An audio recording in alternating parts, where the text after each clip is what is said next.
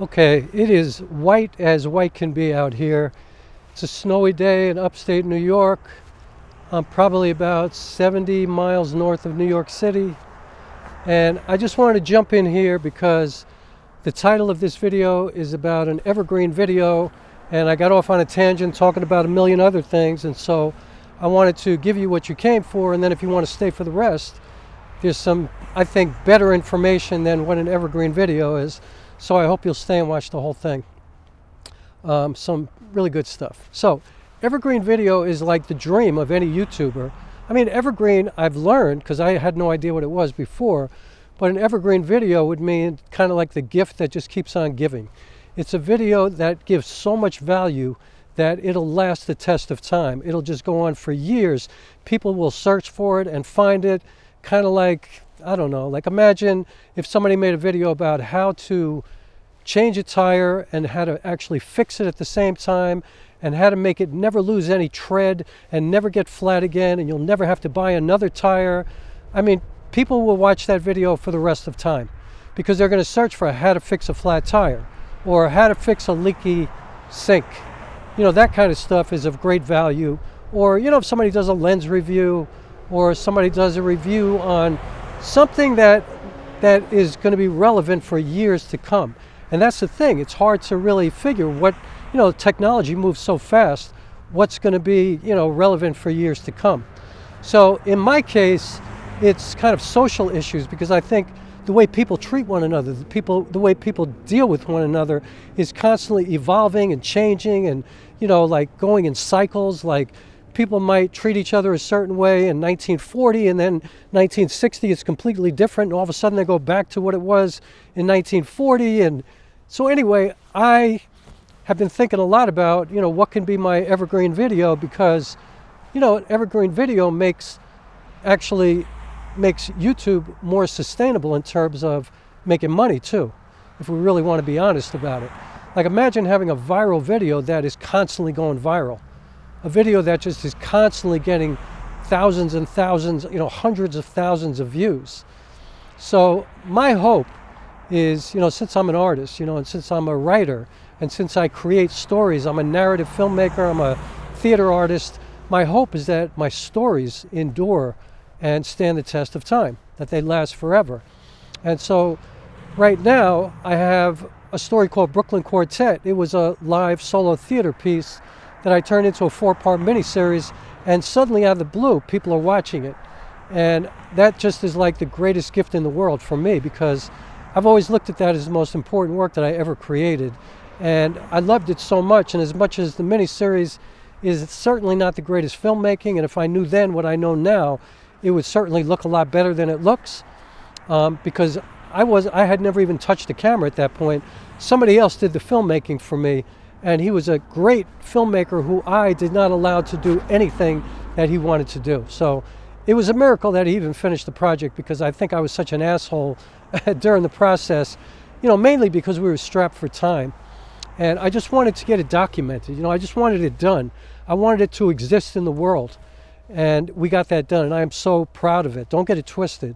You know, it's not perfect filmmaking, but if you really listen to the story and you listen to the words, you will, I believe you'll become immersed in what's going on in the story and the characters that I created. You'll fall in love with these characters. At least that's what my hope is. And I think most importantly, I'm giving you the opportunity to imagine things, you know, to think about what these characters look like and what they're like and how they relate to you. You know, how it fits into your life experience and where you've been and how you look at the world and how you look at interaction and relationships and things like that. So anyway, I think that kind of covers what an Evergreen video is. It's like a video that is not just good now, and it's not just good for the time period that we're living in and the current moment that you're shooting, but something that could last for, you know, another couple of years, another 5 years, 10 years, 20 years, 50 years. Like, that's the dream, where you get, you know, 25 years from now and you're still getting 150,000 views because it's relevant to the world. Kind of like light, you know, like Thomas Edison came up with the light bulb and light, and we always need light. So that's kind of an evergreen thing. You know, it's like no matter how technology is, we're always going to need to illuminate things when it gets dark outside, unless all of a sudden the Earth decides that it's just going to be light all the time. But obviously, day turns to night, night turns to day, you need some light. So I think you see what I'm saying. So yeah, I hope you enjoy the rest of the video. I hope you stay for the whole thing. I think it's really cool, and all of that. Let's move on and get past this moment right here and move on so I don't waste any more of your time. Onward. Oh boy, you have no idea what I've gone through to get these videos together tonight. And I say these videos because this is going to be in 2 parts, because I screwed up before, and I just needed to add the first half of this video. The second half is done. I shot it before when I got home. I had been out all day.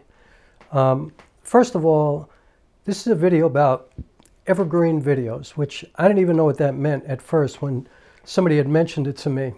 And like I said, I didn't even know what an Evergreen video was. So first of all, let me tell you a funny story about gear. The first thing I want to share with you, I can't even get my words together. First of all, I'm using the Panasonic S5, the original. I'm shooting with a Helios 44-2 vintage lens, an old Russian lens. I'm shooting at f2, so I don't even know if I'm going to be really sharp in focus, because f2 is like a sliver, but I think it looks really cool in the background. And I just felt like shooting with the Helios today. I was going to shoot this with my anamorphic lens, but I decided to go with the Helios instead. And by the way, I had a video the other day talking about it was my birthday, because I posted it today, which is February 10th. So today is my birthday, actually. But you're going to see this video in a couple of days, because I'm going to post this like in 2 or 3 days. So for my birthday, I was going to shoot anamorphic, but I decided to go with the Helios just because I felt like it. Here's a funny gear thing that I wanted to share with you.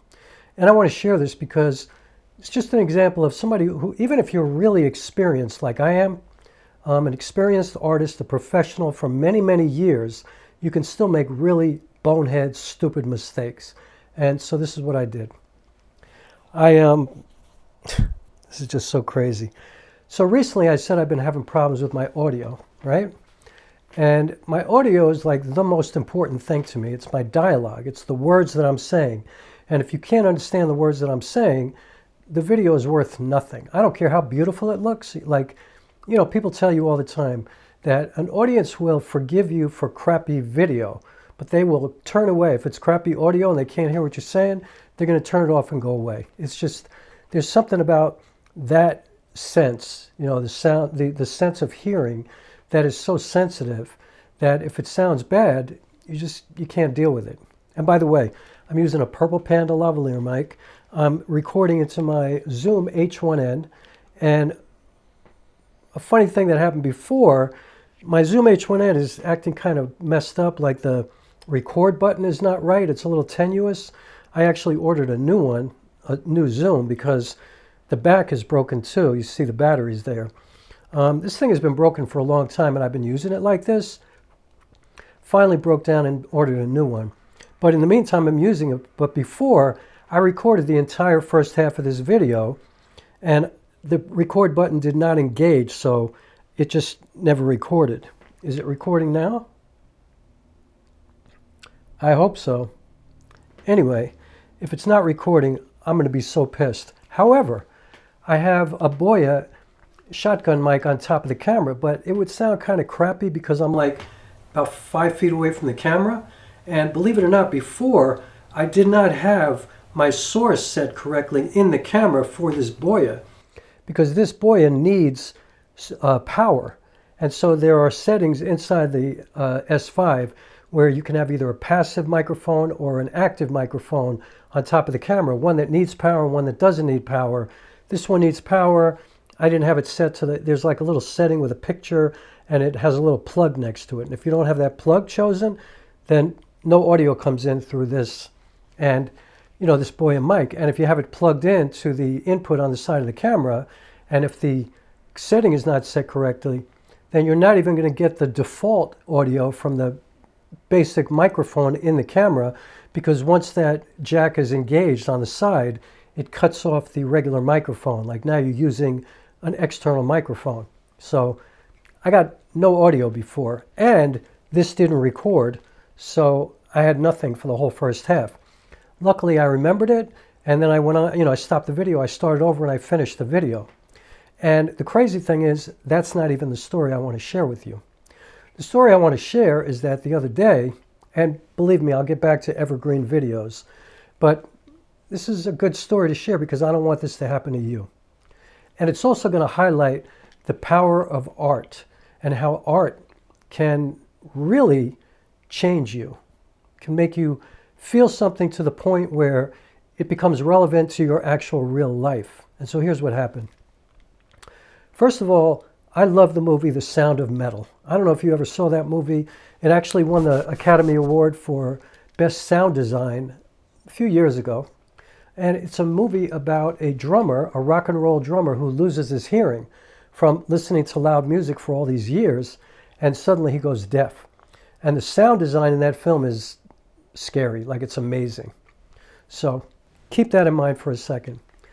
My audio's been screwing up lately. Like no matter how I record, whether I use the setup I have right now, the Purple Panda and the Zoom, or if I use the Boya going right into the camera, where sometimes I do that if I'm using a wider lens and I can get closer to the camera. And if I'm within 2 feet of the camera, it sounds beautiful. Like that mic is dope. It sounds amazing, but you have to be really close to the camera. Or sometimes I use the Hollyland Lark Max, and I have the microphone and the receiver, so it works wirelessly. And when I use it like that, it records directly into the video file, like right into the camera, so you don't have to sync audio. But simultaneously, I record directly to the microphone as well on the Hollyland. And so that gives me a backup source, and that's pretty cool. So anyway, I was noticing that no matter how I was recording audio, suddenly everything sounded like shit. And I couldn't figure out why that was, because I just pride myself on my dialogue audio. Like it's got to be on point. But it was like this weird kind of tinny sound. And I was like, what is going on? So then I'm thinking like maybe something's going on with my mixer, because I use a Mackie mixer going to my 2 speakers. So I'm like going through everything, and it's an old mixer. So I'm going through all the pans and the pots and everything on the mixer, all the faders. I'm checking everything. I'm taking out cables. I'm putting cables back in. I'm using different tracks. I'm using auxiliary inputs. I'm using everything I could think of. I can't figure it out.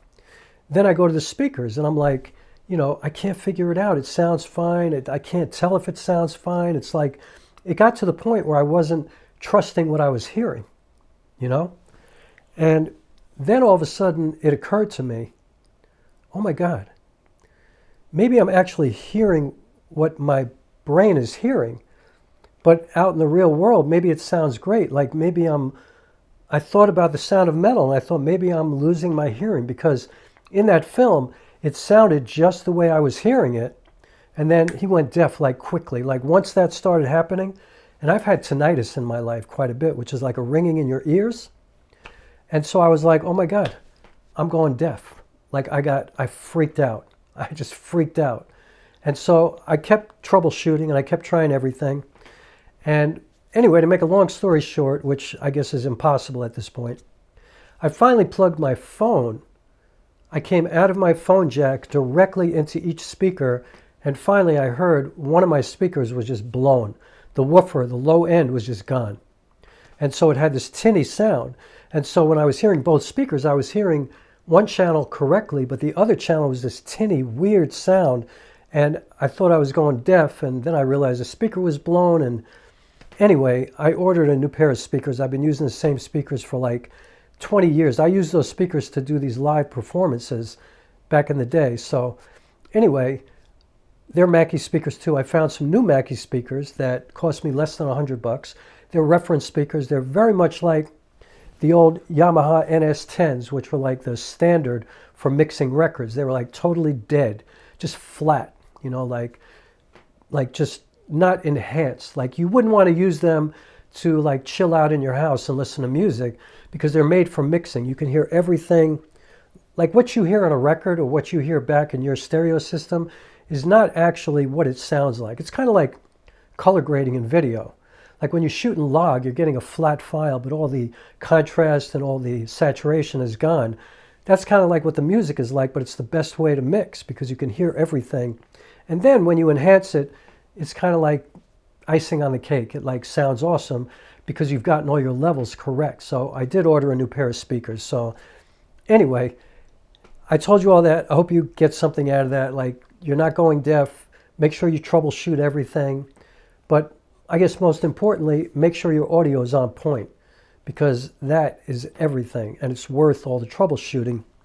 I highly recommend the Zoom H1N and any lavalier mic, any cheap lavalier mic. It sounds great. And you have to sync audio, but if you use DaVinci Resolve, it syncs the audio for you automatically. And if it doesn't do it automatically, it takes 7 seconds to learn how to sync audio. It's not a big deal. But the Hollyland Lark Max is very cool too, but I just don't like the way it looks. I know they came out with one recently that's much smaller, but mine is like looks like a small, cereal box, but it's like this big. But it's a square, or like a rectangle sitting here on my neck. It looks weird. So I don't like that. I wouldn't even use this lavalier mic like this if I'm making a movie. I would obviously hide it under my shirt and you wouldn't see it. And I'd use moleskin as my tape, and that's a whole other video. But you should learn about that. And again, I actually have a link in my description for this. Highly recommended. You can get them now for like $79 or sometimes $99, but this is pro audio right here. And so you could plug it in and get much better audio than just going into your camera or a lot of other audio devices. So, Evergreen Video. When I understood what that was, I thought I got to get some Evergreen videos because, first of all, just from a business perspective, it makes YouTube much more sustainable. Like, obviously, if you have a video that people are going to go back to for years to come, and you're monetized, you're going to get paid for years. And if you get a bunch of those Evergreen videos, that's dope. That's great. Like a lot of filmmakers and photographers, they have videos like that. Like they'll review a lens, and people are going to use that lens for the next 20, 30, 40 years. It's like getting royalties for many years to come. So that's an awesome thing. But something interesting has been happening to me lately, which is I had a play that I wrote. It was my second play called Brooklyn Quartet. And in my mind, it's the most important work that I ever created. Like my most contributing work to society. And I'm a kind of an activist. Well, not kind of an activist. I'm an activist with my work. And Brooklyn Quartet is based on a tragedy. It's based on actually a murder. This guy, Sean Bell, was murdered at the hands of New York City police officers in 2006. He was shot at 50 times. He was unarmed. And so I wrote about that, but I turned it into a love story. Like Brooklyn Quartet opens the day after Sean Bell was shot. And then it rewinds 20 years, and then 20 years happen, and we follow these 4 characters, and then it ends at the same day, the day after Sean Bell was shot. So the play really has very little to do with the Sean Bell shooting. It just takes place during that time. So I created a story about these 4 characters. 3 of them are kids who go to school together. We meet them when they're 15 years old, starting in middle school, and then we see them for 20 years. So from 15 years old to 35 years old. And they're in love with each other. They're best friends. It's 2 boys, 1 black, 1 white, and a girl who's a Latina. And they're people that you'll fall in love with. And each character is based on 4 people from my real life. So I know these people. And not only that, when I create a character, I develop that character too, which means I study who is this person, like, what are they like? What kind of food do they like? What kind of movies do they go to? What kind of music do they listen to? What kind of clothes do they wear? What's their style? Like, how do they talk? So by the time I actually put the story together, I know these people so well. And even though it's fiction, they're very real to me, and I fall in love with them. And that's my intention with the audience, that they fall in love with these people and that they, that an audience member sees a part of themselves in each of these characters. And so I won't tell you too much because I want you to watch Brooklyn Quartet. But I'm going to end this part of the video with this story. Because what's happening is that people are watching Brooklyn Quartet suddenly out of the blue. Like I got 4 episodes. It's a miniseries. I turned the play into a miniseries. So it's based on a live performance that I did at Pergonis Theater in the Bronx, which is this incredible theater, my favorite place to perform in New York City. And I did a performance there, and then I did a performance in Fort Greene Park in Brooklyn, kind of on location where that play takes place. And we cut it together, and my friend David Diaz helped me with it. And, you know, it's not great filmmaking, really, because I didn't let David do anything that he really wanted to do. I just needed to get it done really quick. But I'm so grateful that it's documented, that it's done. I'm so proud of it. You get a great idea of what I do live in the theater. And it's kind of like a good marriage of live theater and filmmaking. But most importantly, the story is documented. And so I used to do Q&As. Well, I'm sorry, I'm a little scattered. So people are starting to watch it. So I'm thinking, maybe this is going to be my evergreen video, the most important work of my life. This work that I think is going to be contributing to society because it's about racism, police brutality, white privilege, misogyny, friendship, loyalty, love. It's about love. It's a love story.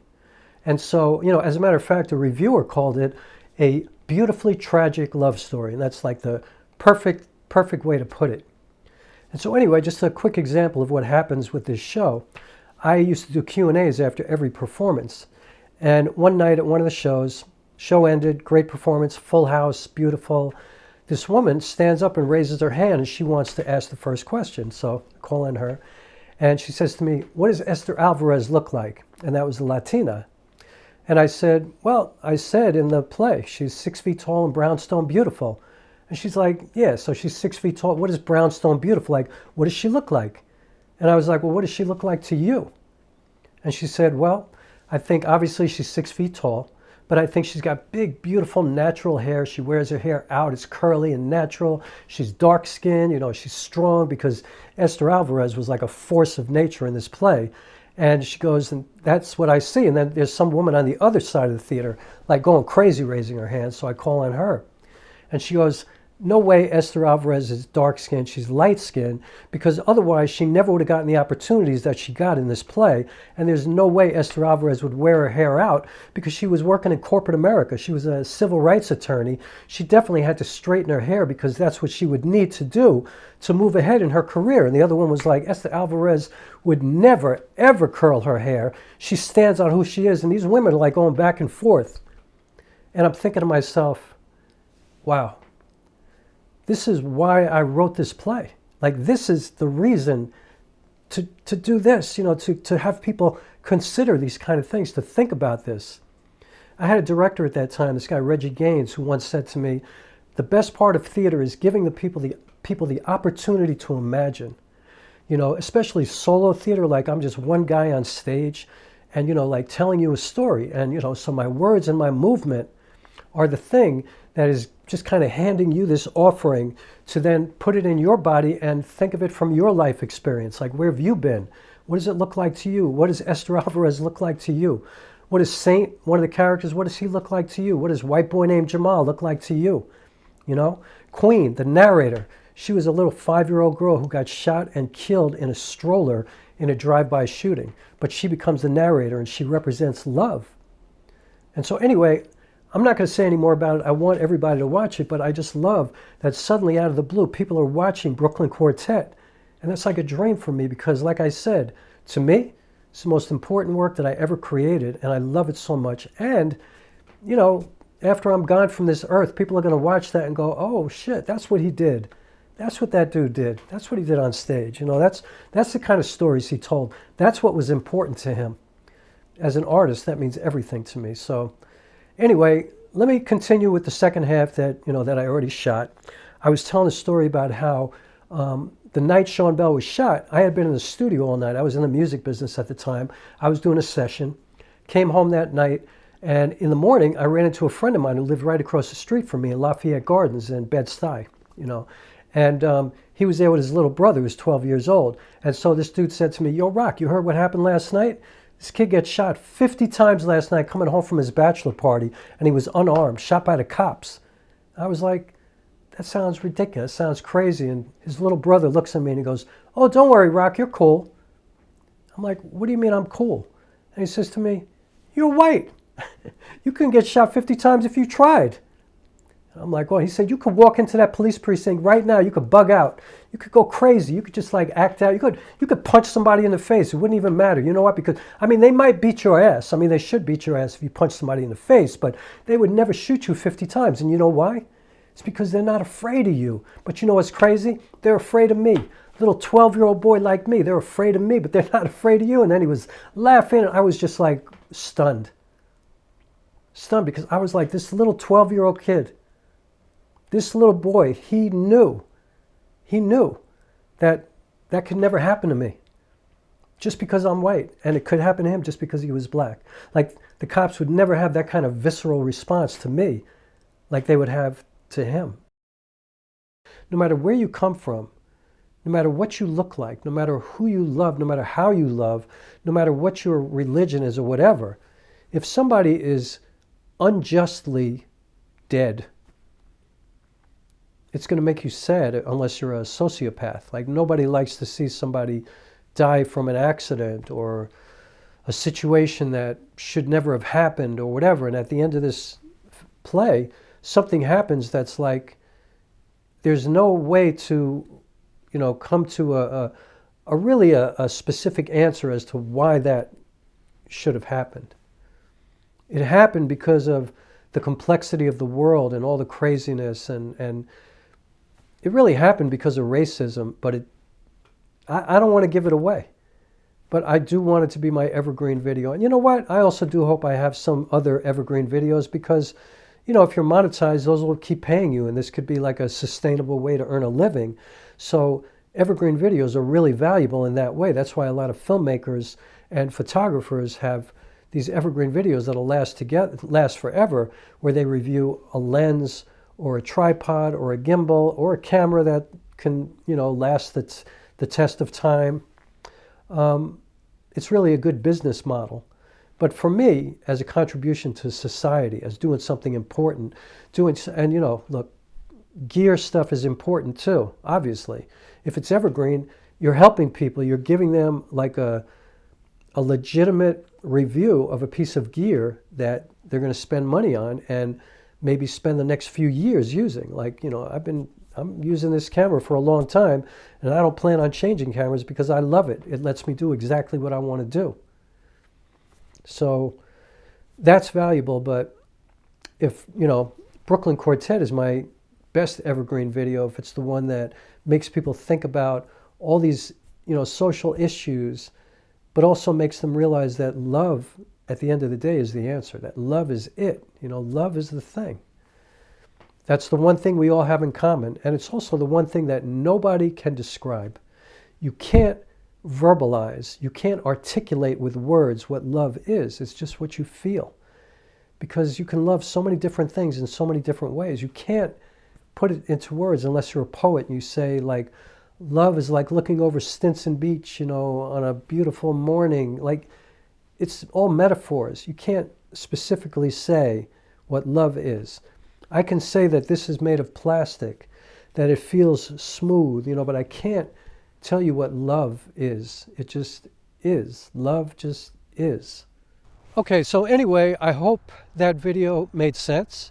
I hope it gave you some kind of value, because that's what YouTube is about, right? That's what we're trying to do.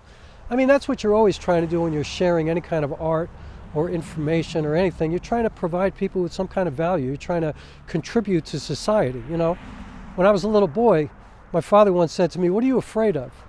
And there's more to the story, but I'm not going to get into it. But I said to him, "I'm afraid of being one of these people that just takes up space, that, you know, is just here doing nothing. You know, that somebody who'll be forgotten forever, that's just disposable, that's nothing." I just never wanted to be somebody who just takes up space. And so I hope that this video contributed to me living a life where I am not ever, not even for 1 second, not for one moment of my existence am I simply taking up space. So please subscribe, please hit the like button, please consider joining my Patreon. That would be a miracle and amazing, and I would love you so much. I mean, I love you anyway, but you know, well, I don't love everybody. That's a lie. I'm not going to front. But I would love it if you join my Patreon, and I think you would enjoy it. And that's it. I'll see you in a minute.